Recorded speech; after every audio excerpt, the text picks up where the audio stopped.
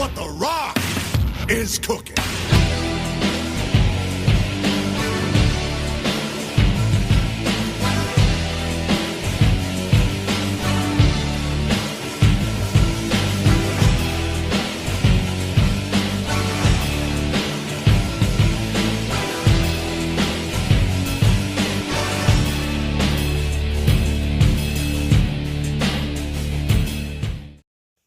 Hello and welcome back to another episode of Toy Therapy. I'm the host of Toy Therapist, aka Matthew Grant, and today, can you smell it? Yes, another review, and this time we're taking a look at The Rock.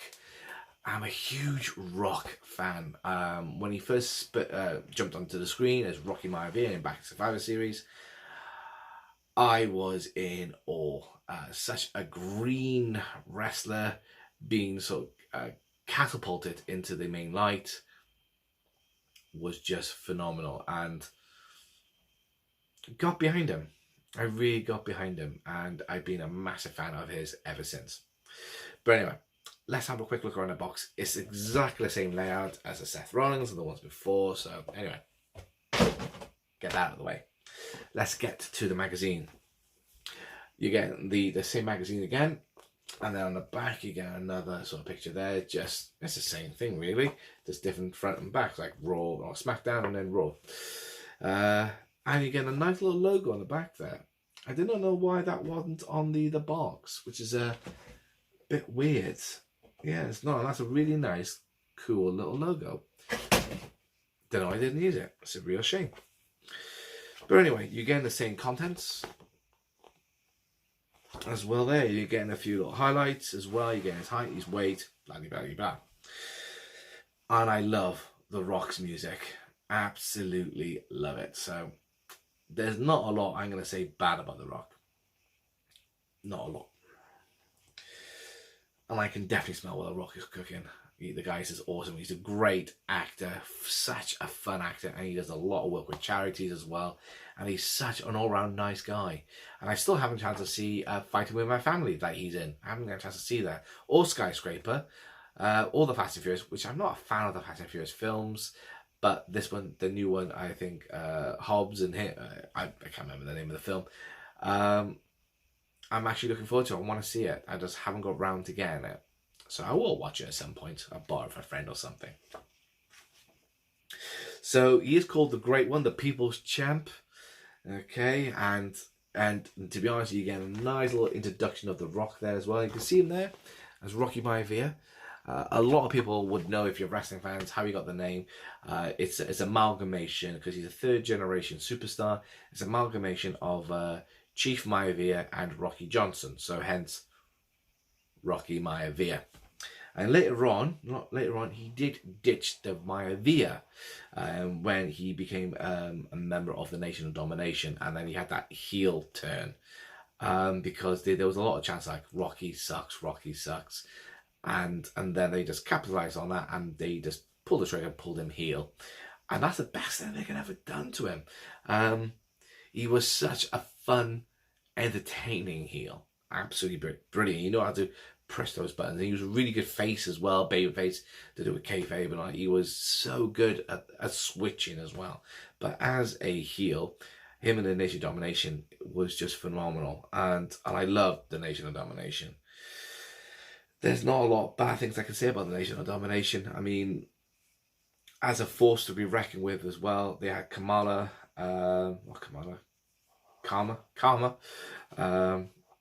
which later became the Godfather. You had Farouk, then went on with the APA with Bradshaw, which I love that tag team with a passion.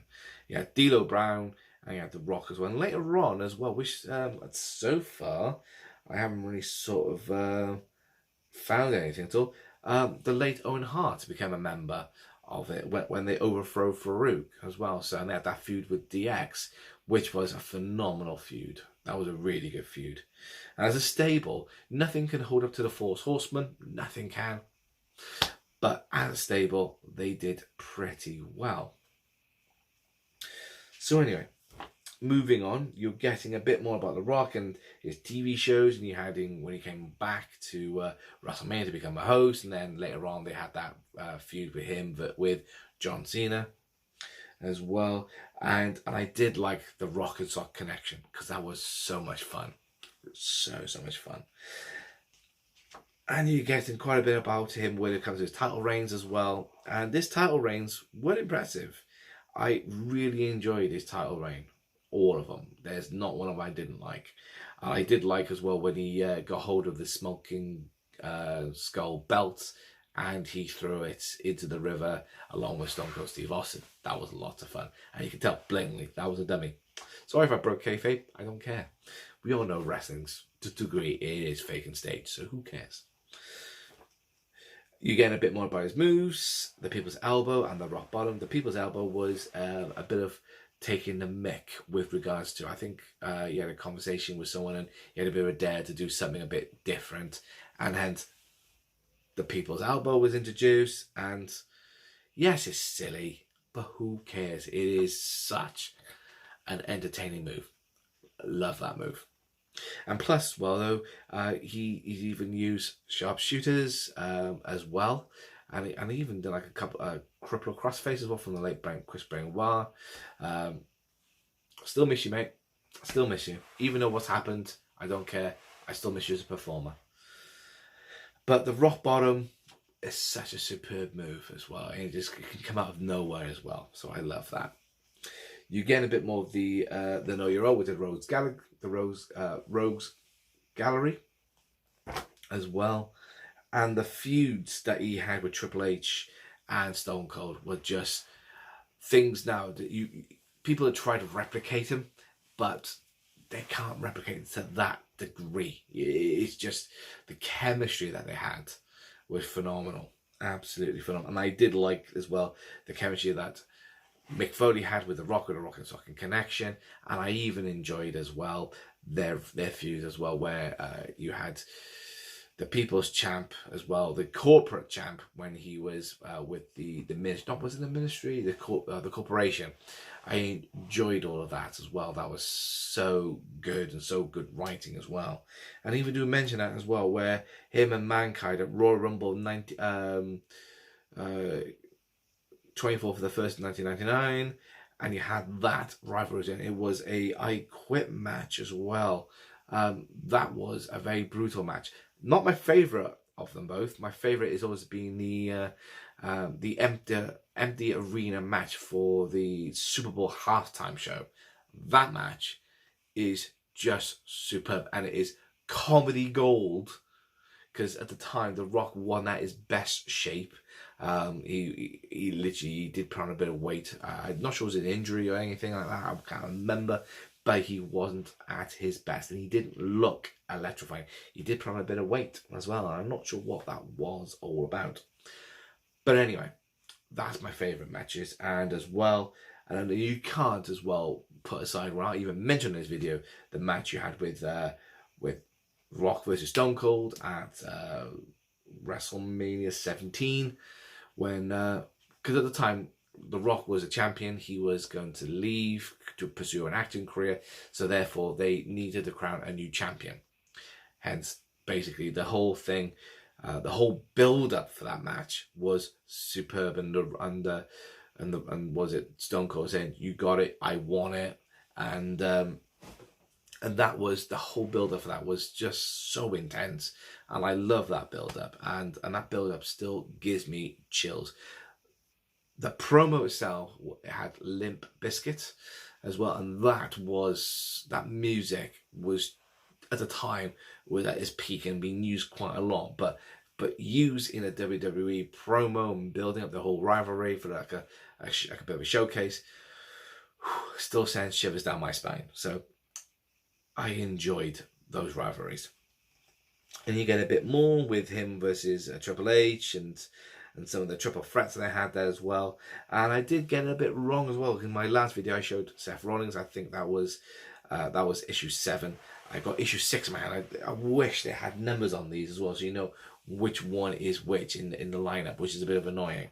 But you do get a bit of segment about Running Wild, about Hulk Hogan, which was the birth, basically. This is what the Hulk Hogan was doing with Vince McMahon. They wanted to have a triple A performer, a big guy performer, someone that people can get behind and really elevate. And Hulk Hogan was the face of the company and trying to get them over with the whole start with WrestleMania, and then that became the birth of the Rock and wrestling connection as well. So I do apologize, I had the wrong issue there. I just wish the boxes had numbers.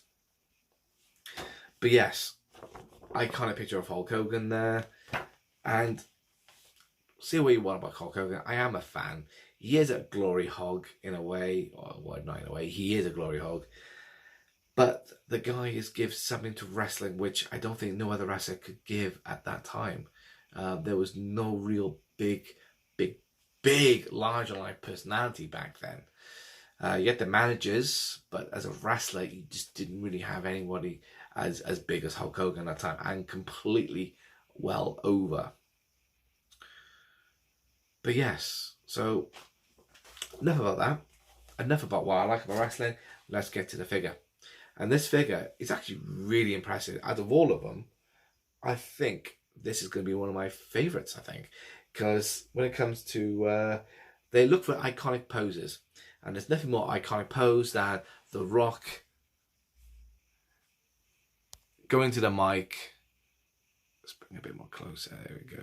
Going into the mic and saying, finally, The Rock is at, or can you smell, or The Rock is cooking. And this pose is just superb. But anyway, let's just work on that top. Let's work down. So when it comes to, let's bring it out here. Okay, the likeness is generic. Give it that. But a lot of the time, but if you look at this angle, it's spot on when you look at that. But it's the face thing. I think there could have been a bit more definition there, made him look a bit more older. And as well, you got the microphone there. Mine's got a bit of a. You can tell that this part here, the arm and all that, is put on extra. And I really think they could have put a bit more of a something to stop the gap from showing. But it is a very slight gap. I'm not sure you can see it. But I'm maybe just being a bit picky. You get in the tattoo as well. His current tribal tattoo, which looks stunning, to be fair. Even though there's a transfer sticker, but they put it on, but they've done a really good job with it as well. And you get the iconic Brahma bull there as well. Adore that. So walking down, and as well you get a nice on the trunk there of the Rock, really nice paint job there, and on the back side, the buttocks, the Rock's buttocks, you get the Brahma bull there as well. Wrestling attire is that's what the Rock normally wears. They got that spot on as well. Mine's got a little bit of paint bleed, a little bit of scuff in there, not too much, but I can live with it. But that face, that mold there, just shouting into the mic, is so iconic of The Rock, and I'm glad we went with that as well. Really am glad. So I'm impressed with this figure. Really impressed. I just hope now we get a chance to see other versions of The Rock as well. Bit possibly the People's Champ, where he's wearing those flamboyant shirts that he always wore. He always wore almost like a different shirt, like each week as well, and they always cost like $1,000 or something like that. Or even have him in his Nation Domination. But personally, I would like him to see him in his Rocky Maivia attire, his first outing in the WWE ring. Really, his first time in the ring, that first attire, that'd be really nice. But nothing can get more iconic than that. So I'm very, very pleased with that. So that's going to go next to Seth Rollins. And what I have to do, I have to look at all the numbers of the magazines as well and see which ones are numbered and so on as well, and maybe just put them into order on the shelf there. Because at the moment I got 1, 2, 3, 4, 5, 6, 7 figures at the moment. 7, because the first one was AJ Styles. You get that as an introduction, and then they come out in two at a time. So yeah, so 7 figures at the moment. Can't wait for the next couple. I think Sasha Banks and maybe Macho Man is the next, I think. But I have to wait and see. But at the moment, though, I'm really enjoying this collection. Really enjoying the collection. The only one I think at the moment is John Cena. It's not the best, but the rest of the other figures are superb. I can't wait for more. So this is me for today. Please give me a like, share, subscribe. You can follow me on Facebook and with Toy Therapy. You can follow me on Instagram as Toy_Therapy. You can get me on there as well. Please as well drop me a note below of what sort of matches that you've loved over the years. What has been your favourite matches? That'd be interesting to really sort of see as well. I'm going to do the same thing every time I do a video. So please get talking to me. If anything you want to know about the figure collection, where I actually about any sort of details, anything else you want to see, if you want me to change the format, if you don't want to see the front face, please drop me a comment below. I can always mix it up for you. If you don't want to see this ugly mug, it's up to you. But anyway, thanks for watching. See you guys and girls next time. Take care. Bye bye.